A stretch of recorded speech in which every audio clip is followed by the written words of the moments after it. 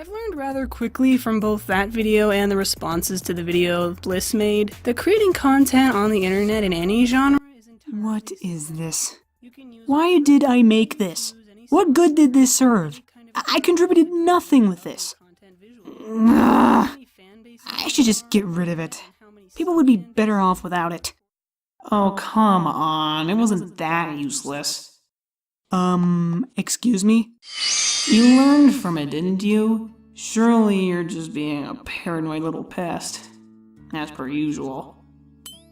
Okay, you sound nothing like my actual conscience. Who are you and what are you doing in my head? Who I am is not important. What is important is that you purify the water that you've now tainted. That video was the result of carelessness. It's high time you redeem it. Redeem it? How? By making a better video. Oh no, there's no way I'm recreating that thing. I'd rather it burn in— No, not that video. I'm talking a new analysis video. One that might at least make bad taste better. Something revolving around the show, the domain that we're used to doing. And I know just the one. Do you now? Yep. We'll address the one topic that interests you most. Whoa. We are not supposed to start that until May. I haven't even announced it yet. Then we'll announce it now. Fillies and gentle-colts, stallions and mares. Let's talk about magic.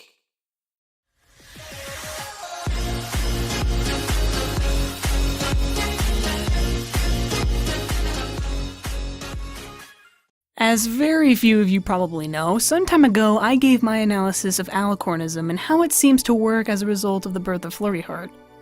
And I hate it. Not the concept, but my video in itself. Back then I was hardly starting out, and looking back on it, there were so many things wrong with it. Hole after hole after hole popped up through that video.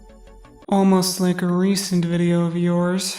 And I felt the need to make not only a better edited redo of the video, but also a more analytical one. I won't be doing everything in one video, because that would probably kill most of you. Instead, I'll focus on the different aspects of magic over a 3-part series. Part 1 will be dealing with magic in its general form. I'll be discussing what magic is made of, how it's created by unicorns, how it interacts with the world, and finally, briefly discussing how I think the elements of harmony work based on these ideas. Magic has interested me constantly since I first began to watch the show, and not just because of what purpose it seems to serve in the show, but also how vague the concept of it seems. Magic seems to be the fix-all strategy to take for any problem. Heck, the show is called Friendship is Magic. Technically speaking, most problems in Equestria are solved through the morals of peace, love, and friendship, or so we've seen. And it's often shown that magic is the immediate reaction that follows. Anytime an insane amount of magic or friendship seems to step onto the plate, a large burst of magic springs forth and serves as our beloved Deus Ex Machina. Magic also takes the form of a common and easily obtainable resource. There are spells that every unicorn can cast, and Pegasi and Earth Ponies contain their own common and reasonable amounts of magic to do their daily jobs or household tasks. As far as alicorns go, well, they can pretty much do anything. Or at least we assume so, despite the fact that princesses leave all of the problem solving to friendship magic because the holy gods of MLP say so. Discord quite literally can do anything, but him, alicorns, and the other pony types will be covered in a part 2. And my theories on the magic of friendship, the magic of love, rainbow power, and how cutie marks work will be dealt with in part 3. For now, let's talk science. Let's recap what we know about science. Here on Earth, we have our own periodic table of elements. This table lists all the elements that scientists have discovered and organized them in a convenient and specific way in order for the common folk to study it. Combining these elements in very specific ways creates different compounds or substances, many of which create reactions and new kinds of chemicals. Combining a few of these substances with others, such as water and baking soda, causes chemical reactions to occur. I'm starting to think it's the same way with magic. What if Equestria has its own exclusive periodic table of elements that, when combined together, create spells, potions, crystals, and the other forms of magic that we know? Granted, it seems like a massive one, but it seems like a possibility. We saw in Amending Fences that substances like sodium chloride exist in Equestria, like they do here on Earth. But according to this book, you're supposed to add the sodium chloride first. And it shows that unicorns study chemistry in Canterlot, which is also where they study magic. Coincidence? I think not! Based on this, we could assume that younger unicorns first start learning the effects of science before magic. This could be because it's safer. In schools, kids are taught the effects of chemistry and science at a younger age, with adult supervision of course. And while it usually doesn't exceed baking soda and vinegar levels of danger, it's still taught. More dangerous forms of chemistry tend to be introduced in high school, usually around, say, 11th or 12th grade. For Equestria, it most likely is better to start kids on the simple effects of science and chemistry before allowing them to experiment too broadly with magic and spells. I'd hate to be turned into ash by a 12-year-old filly.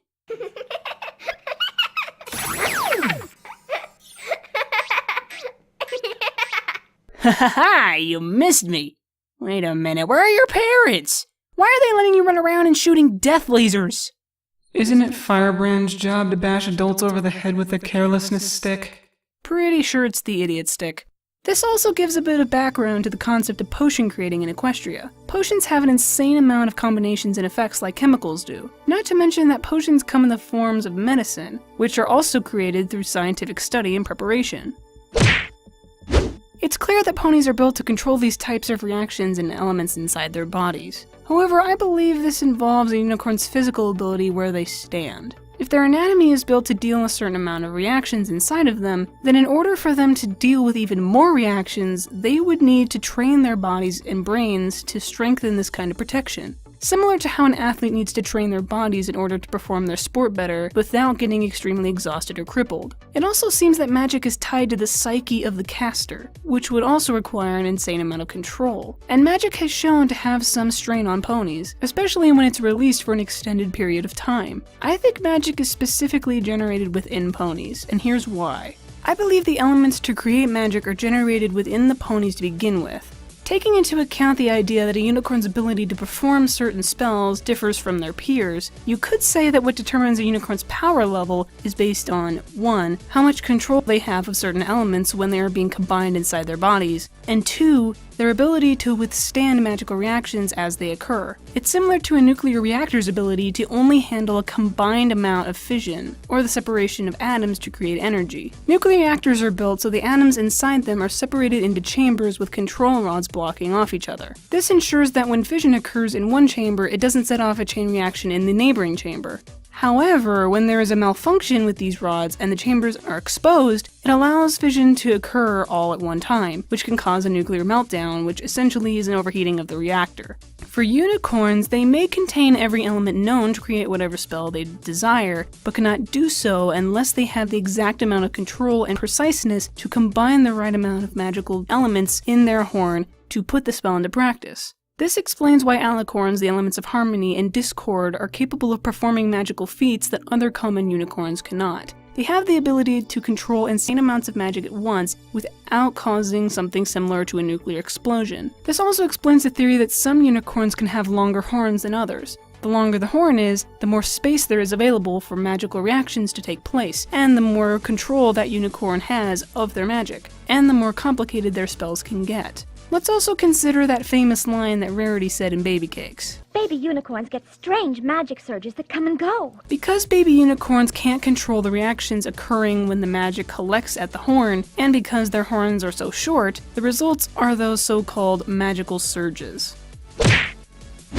Now that we know how magic is generated, let's talk about spells. Keeping in mind the idea that magic could be elements put together, let's describe the common unicorn spells and what they might possess. Only the common ones though, as if we made a list of every spell that's been seen in the show and tried to explain it, we'd be here for a while. Now technically, lasers have more to do with electrons than the elements themselves, since the way they are actually generated is when the electrons in an atom become excited and emit light. It could be assumed that the spell process unicorns go through to create lasers is simply by using the tip of their horn as a starting point, and the laser is generated the same way a machine might generate it. The electrons are excited at the horn's tip, and the light shoots from it, creating the laser. We've seen levitation used a ton throughout the series, and it's possible that levitation consists of elements similar to gases like helium. Think of it as a balloon, but a controllable one. Maybe they have some sort of gas-containing element that combines with a gas to create a bubble of anti-gravity or just light gas. Actually, come to think of it, we've already seen levitation being presented as the form of a bubble in the Season 6 premiere. Maybe I'm overthinking this and levitation is just infinite bubble soap.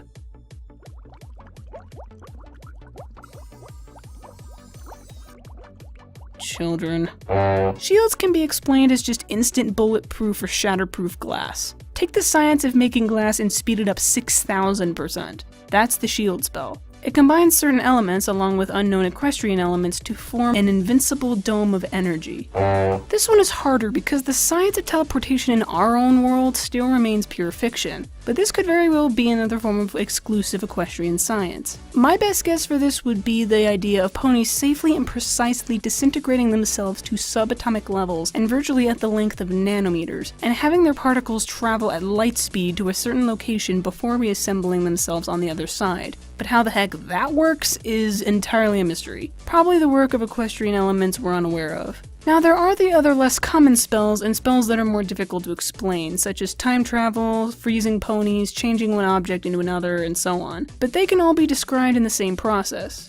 Elements are combined into the proper compound using either equestrian elements, scientifically realistic elements, or both, which are then released from the horn into the world in the form of a spell. And the magic interacts with the world the way it's supposed to based on the specific spell.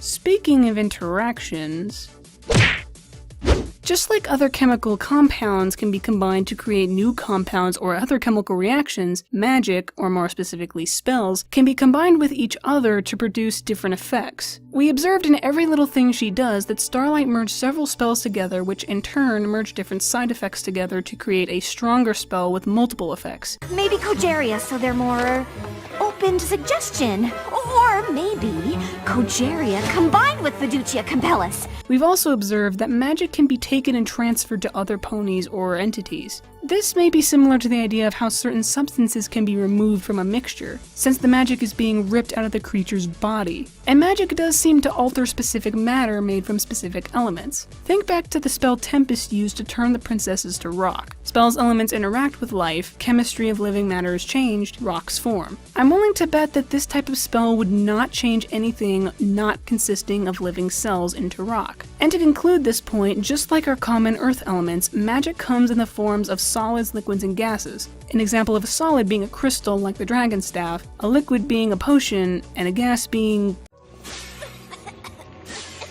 So to recap, magic is made of elements generated inside of a unicorn. When a unicorn has a specific spell to cast, they consciously think of the spell they want to cast, usually following the guidance of a book or maybe their memory, and begin gathering the correct elements from inside their bodies. These elements are then taken to the horn where the combination process occurs. Once the elements are combined successfully, the completed spell is then cast into the world. And you know what the best thing about this theory is? It explains quite plainly how the elements work.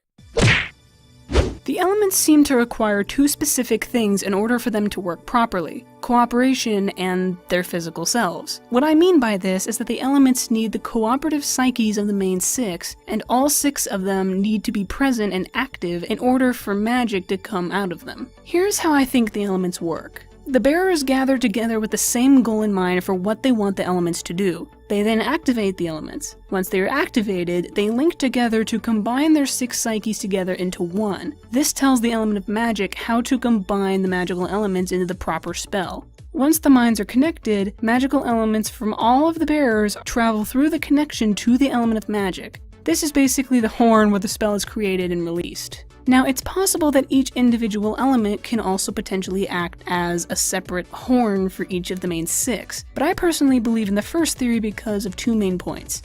1. When one element is missing from the group, they don't work. Without Rainbow Dash, we can't use the elements. 2. When the psyches of every bearer are not in tune with each other, or if there's one bad egg, they also don't work.